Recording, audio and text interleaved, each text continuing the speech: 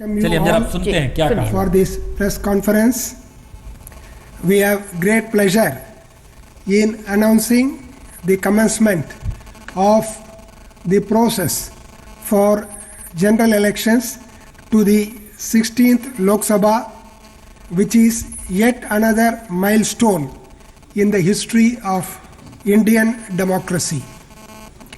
As you all know, the term of the 15th Lok Sabha is due to end on 31st May 2014.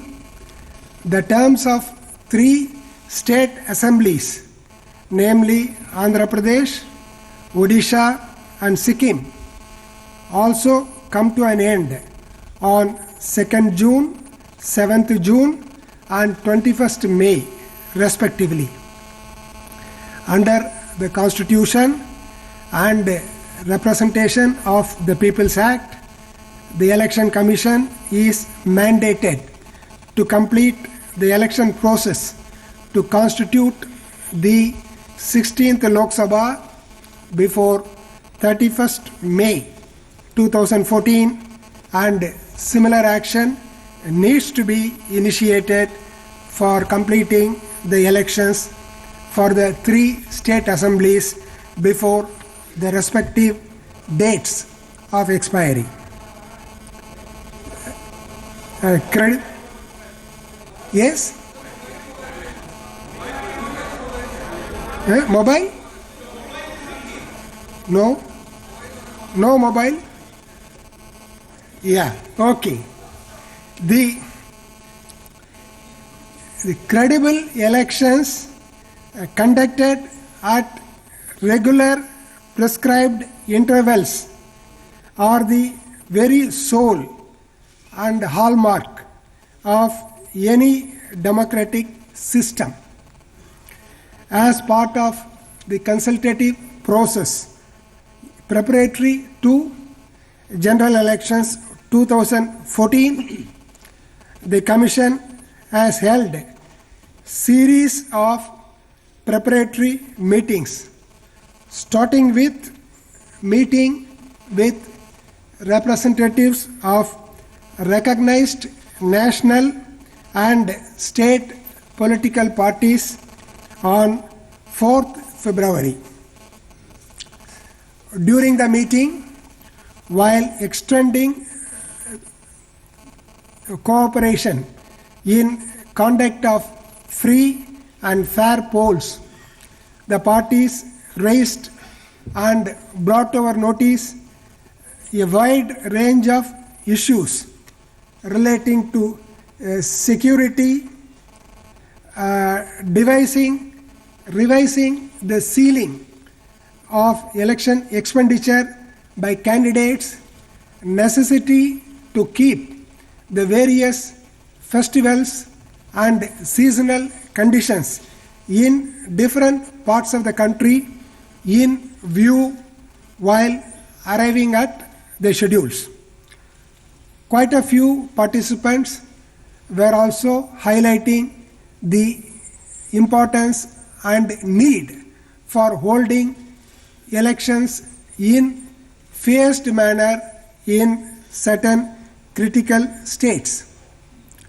This was followed up by meeting with Chief Secretaries, Directors General of Police, Home Secretaries, Chief Electoral Officers of all the states and union territories.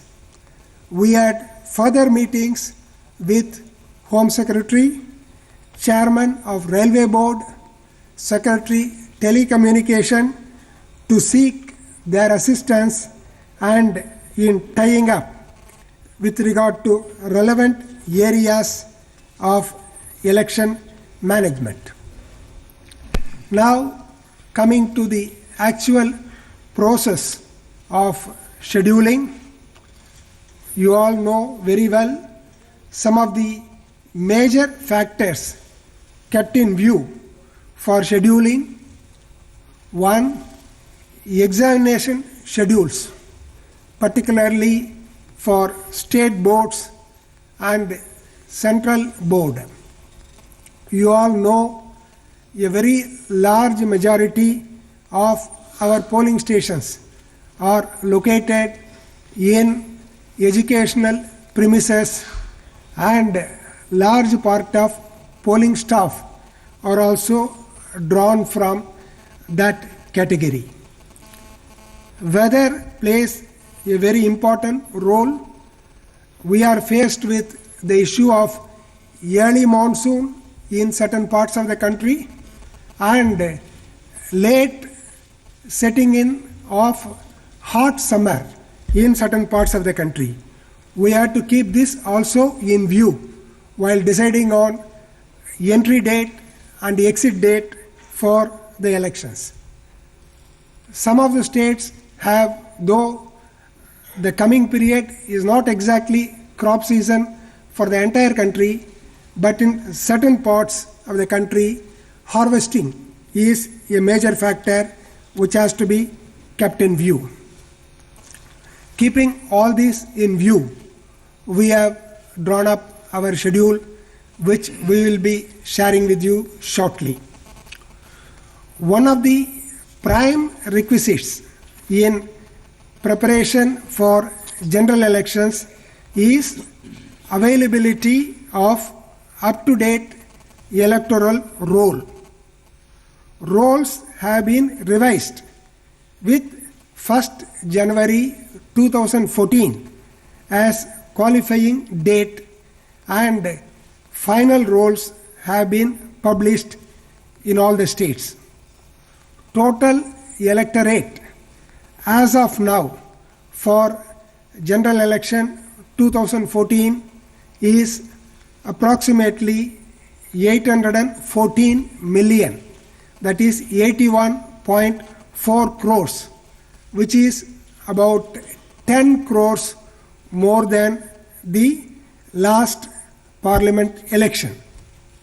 You have to compare this with the electorate of 176 million for the first general election conducted for the country in 1952.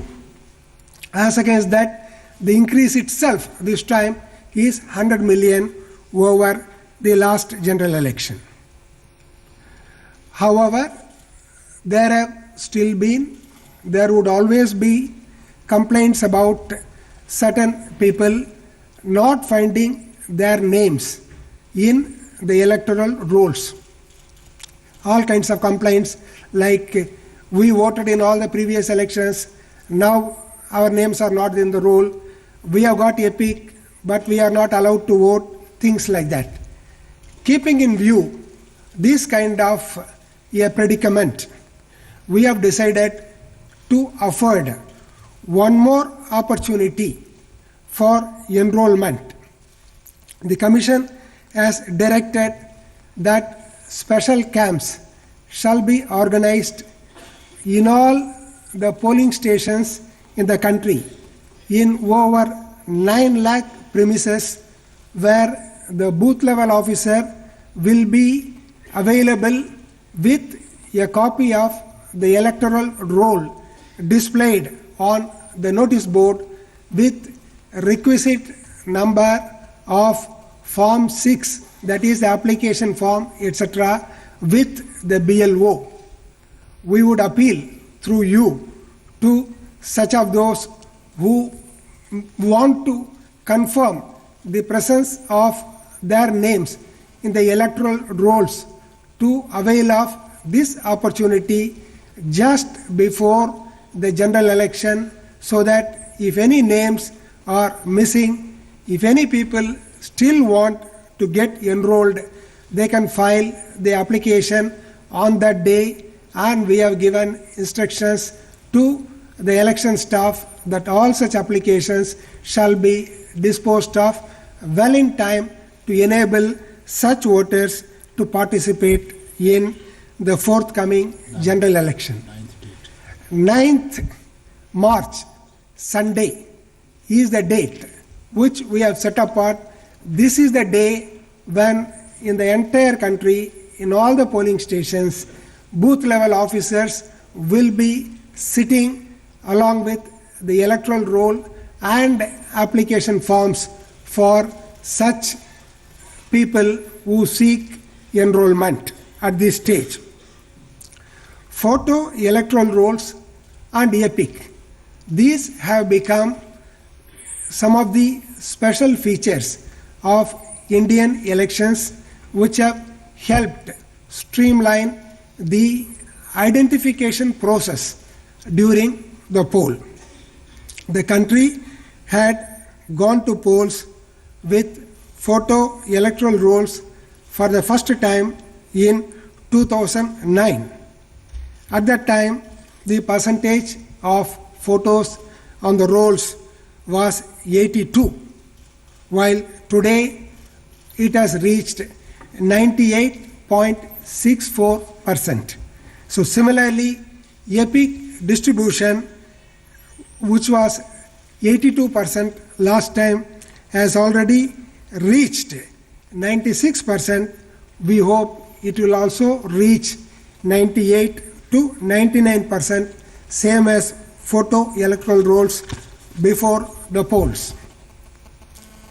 Polling stations. As you know, our election poll is taken polling station wise. We have approximately 9,30,000 polling stations in the country, which is 12% more than number of polling stations in last election, that was 8.30 lakh polling stations. Over a period of time, Commission has been laying emphasis on provision of basic minimum facilities at polling stations. We have issued instructions to election staff and also followed up in meetings with chief secretaries for equipping polling stations with basic necessary facilities like drinking water, shed, this is required because of hot summer season, toilets, and ramp for the physically challenged persons, and standard voting compartments in every polling station. As has been the case during 2004 and 2009, 2014 Lok Sabha polls also shall be held with electronic voting machines. You all know about the introduction of Nota facility in the voting machines. This was introduced during the last 5 state elections pursuant to the order of the Honorable Supreme Court. Nota facility shall be provided in general election 2014 also, and appropriate instructions will be issued. You also know the soul in election management of Election Commission of India is the observance and enforcement of Model Code of Conduct. With our announcement of the schedule today, Model Code of Conduct shall come into force with immediate effect. We have devoted considerable time on law and order and creating secure environments for the conduct of fair, free, and peaceful polls. Among the various measures to ensure free and fair elections, we have taken particular care to ensure that people living in vulnerable locations, vulnerable sections of voters, they are enabled to be in continuous touch with election machinery so that adequate protection is given to them to ensure that they are enabled to vote free of obstruction, uninfluenced, unintimidated by anyone.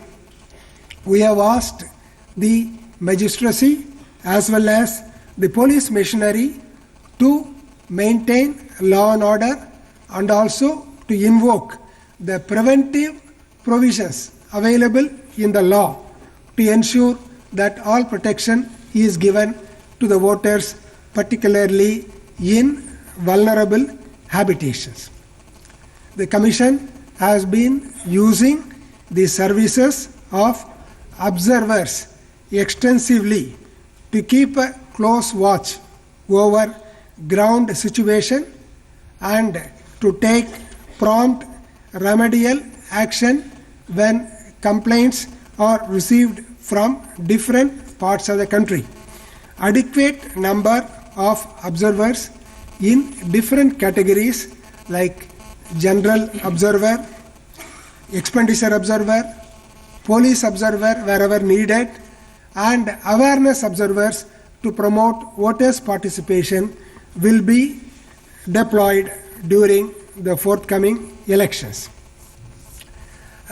One of the features of Indian elections is election is conducted with the use of officials, government officials. Therefore, there is very great emphasis laid on the neutrality of such officials who are charged with conduct of elections. The Commission expects all officials engaged in the conduct of elections to discharge their duties in an impartial manner without any fear or favor. They are deemed to be on deputation with Election Commission and shall be subject to its control, supervision and discipline. The conduct of government officials who have been entrusted with election-related responsibilities and duties would remain under constant scrutiny of the Commission, and strict action will be taken against those officials who are found wanting on any account.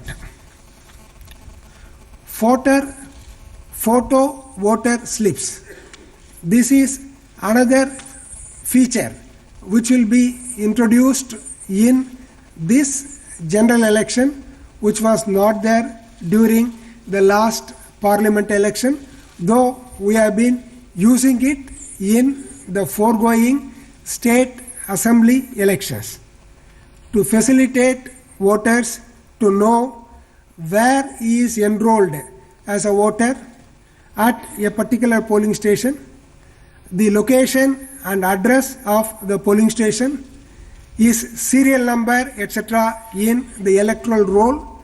The Commission has directed that a photo copy of electoral roll relating to that voter shall be distributed at his doorstep close to the date of the poll. Apart from its being a facilitation for the voter as well as for the polling staff to identify his place in the roll, etc., we expect this would also serve as a reminder and invitation for the voter to come and exercise his franchise on the date of the poll. Therefore, this will be got distributed very close to the date of the poll, like 3 days to 7 days before the date of the poll. Election Commission has also mounted a series of measures for expenditure monitoring. The use of money power is a matter of concern for Election Commission. Therefore, special emphasis is given to check the flow and use of money during election process. Besides deployment of expenditure observers, there will be sufficient number of flying squads, check posts, video surveillance teams, media certification and monitoring committees. All these will be used to keep a close watch and check on the use of money power. About revision in ceiling of election expenses, details are known to you. These would also be made available in the booklet that will be made available at the end of the conference. Voter participation. Voter participation is one of the thrust areas for the Commission. Commission has held the view and been holding the view that a larger enhanced participation of voters will contribute to enlightened and vibrant democracy. Therefore, the sweep measures, the systematic voters' education and electoral participation measures which have been initiated and used in the foregoing state elections will be continued and further intensified in implementation. Coming to schedule, compared to the state elections which we were giving, in which we used to announce names of the states, date of date of notification, date of filing nomination, last date, etc. That, as you all agree, will not be feasible to do for 35 states and union territories in a conference like this. So we have prepared a booklet in which all the information is available. This will be made available to you even before you leave the premises. In addition to that, we are also putting a copy of this on the website of the Election Commission, and those of you who have given your email ID, they will also be sent by mail. By the time you leave the premises, it would also be in your mail ID. However, some of the highlights of the schedule we would like to mention to you at this stage. The first date of poll shall be on 7th April 2014. This is held in 2 states and the number of parliamentary constituencies covered will be 6. The next date of poll is 9th April, which will cover 5 states and 7 parliamentary constituencies. The third date of poll, you should mark the difference from phase of the poll to date of the poll. We are using the expression days of the poll. This will be poll days. The third poll day will be on 10th April, which will cover 14 states and 92 parliamentary constituencies. The fourth poll day shall be on 12th April, covering 3 states and 5 parliamentary constituencies. The fifth poll day will be on 17th April, covering 13 states and union territories and 122 parliamentary constituencies. The next 6th poll day shall be on 24th April, covering 12 states and 117 parliamentary constituencies. 7th poll day shall be on 30th April, covering 9 states and 89 parliamentary constituencies. 8th poll day shall be on 7th May, covering 7 states